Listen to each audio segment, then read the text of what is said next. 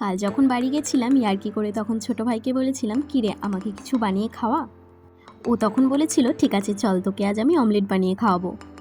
আমি তখন বললাম, কিন্তু তুই তো কোনো দিন এর আগে বানাসনি। ও বলল, আমি জানি কি করে বানাতে হয়, কিন্তু তুই একটু দাঁড়িয়ে থেকে আমাকে দেখিয়ে দিবি। সঙ্গে সঙ্গে আমি রাজি হয়ে গেলাম, কারণ এই প্রথমবার ও কিছু রান্না করবে, তাও আবার আমার জন্য। ও নিজে নিজেই পেঁয়াজ লঙ্কা কুচিয়ে নিল আর ডিমটাও ফাটিয়ে নিল। ডিমটা ফাটাতে প্রথমে একটু ভয় পাচ্ছিল, তাই খুব আস্তে আস্তে আস্তে আস্তে ফাটাচ্ছিল।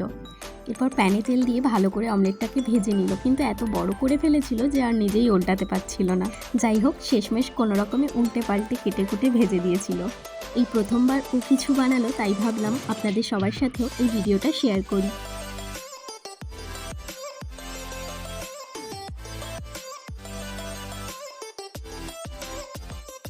বেশ, আজকের মতো ভিডিওটা তাহলে এখানেই শেষ করছি। দেখা হবে নতুন একটি ভিডিওতে।